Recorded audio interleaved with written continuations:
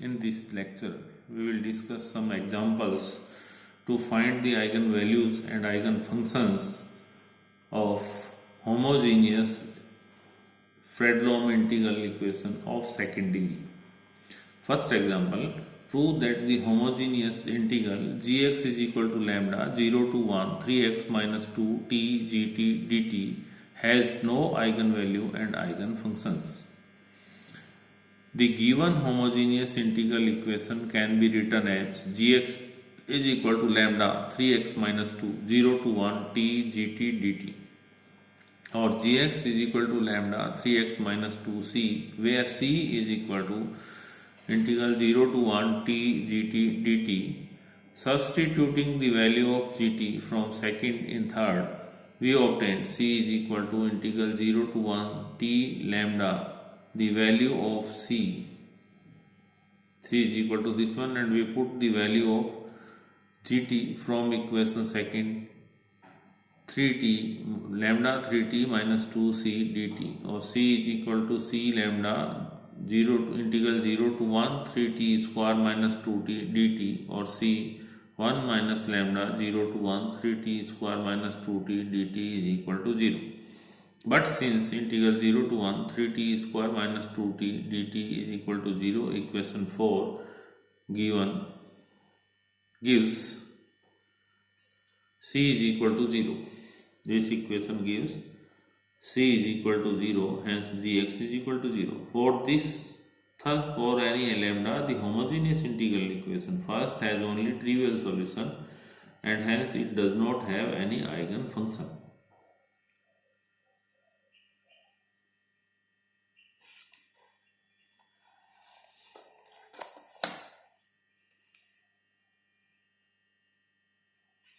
Second example, so that the equation gx is equal to lambda integral 0 to 1 under root x into t minus under root t into x gt dt does not have any real eigenvalues and eigenfunctions.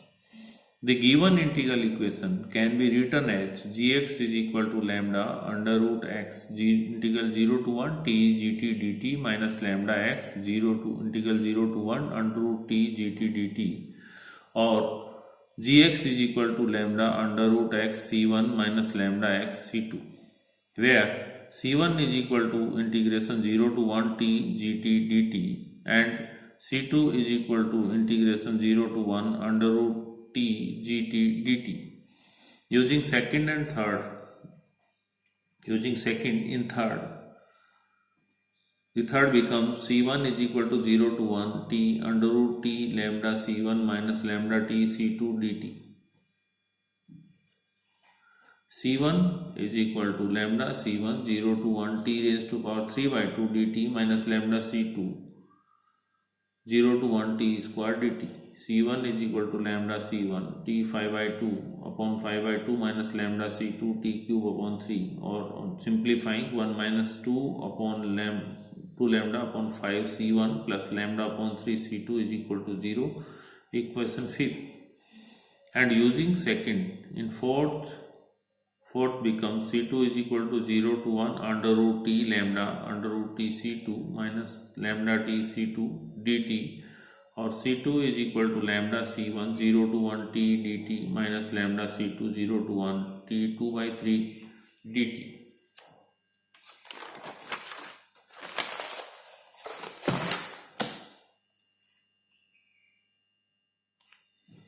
Or c2 is equal to lambda c1 t square upon 2 0 to 1 minus lambda c2 t 5 by 2 upon 5 by 2 in limits from 0 to 1, on simplifying minus lambda by 2 c1 plus 1 plus 2 lambda upon 5 c2 is equal to 0, equation 6th. For non-zero solution of the system of equation 5th and 6th, we must have d lambda is equal to 1 minus 2 lambda upon 5 minus lambda by 2 lambda by 3 1 plus 2 lambda by 5 is equal to 0. 1 minus 2 lambda upon 5 1 plus 2 lambda upon 5 plus lambda square by 6, or lambda is equal to plus minus iota under root 150. showing that d lambda is not equal to 0 for any real value of lambda. Therefore, the system of equation 5th and 6th has unique solution for C1 is equal to C2 is equal to 0 for all real values of lambda. Hence, from second, Gx is equal to 0, which is 0 solution, and the given equation does not have any eigen functions. Real eigenvalue or real eigenfunctions. Find the eigenvalue and eigenfunctions of the homogeneous integral equation gx is equal to lambda integral 0 to pi cos square x cos 2t plus cos 3x cos cube t gt dt. The given equation can be written as gx is equal to lambda cos square x integral 0 to pi cos 2t gt dt plus lambda cos 3x 0 to pi cos cube t gt dt. और gx is equal to lambda c1 cos square x plus lambda c2 cos 3x 2, where c1 is equal to 0 to pi, integral 0 to pi cos 2t gt dt and c2 is equal to integral 0 to pi cos cube t gt dt.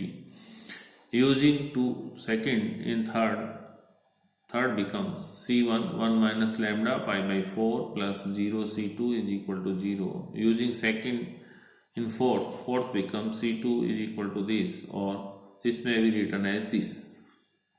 For non-zero solution of the system of linear equation 5th and 6th, we have d lambda is equal to 1 minus lambda pi by 4 0 0 1 minus lambda pi by 8 is equal to 0.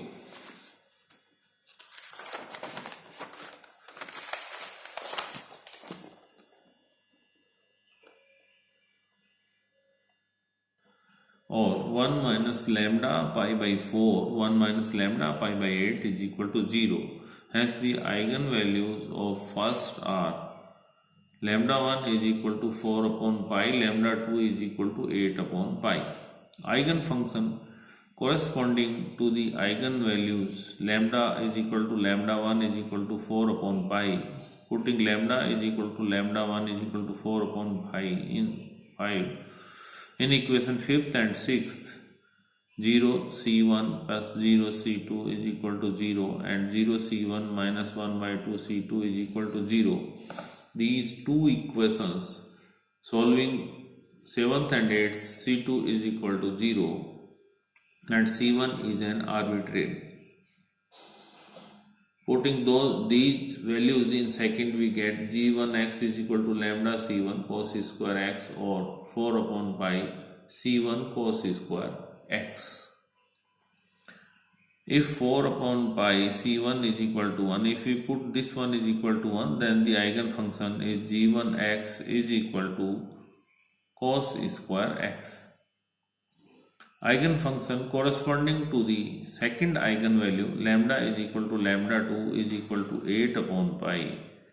Putting lambda is equal to lambda 2 is equal to 8 upon pi in equation 5th and 6th, we have minus c1 plus 0 into c2.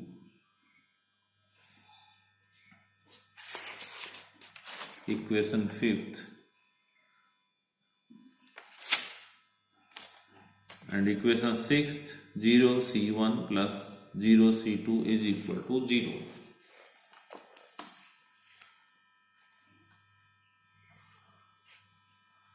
Solving 9th and 10th, we get c1 is equal to 0 and c2 is arbitrary.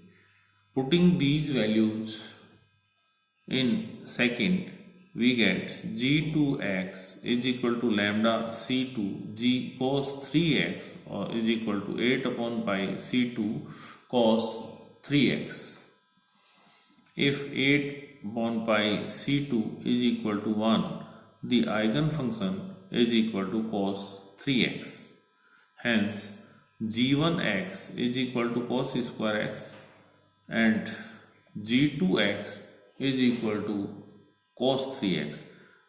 g1x is the eigenfunction corresponding to the eigenvalue lambda 1 is equal to 4 upon pi. This is the eigenfunction corresponding to the eigenvalue lambda 1 is equal to 4 upon pi. And the second one, g2x is equal to cos 3x, is the eigenfunction corresponding to the eigenvalue lambda 2 is equal to 8 upon 5. Therefore, lambda 1 is equal to 4 upon pi, lambda 2 is equal to 8 upon pi. These two are the eigenvalues, and g1x is equal to cos square x and g2x is equal to cos 3x. These two are the values corresponding to these are called eigenfunctions. This eigenfunction corresponding to this eigenvalue, and this is eigenfunction corresponding to the eigenvalue this.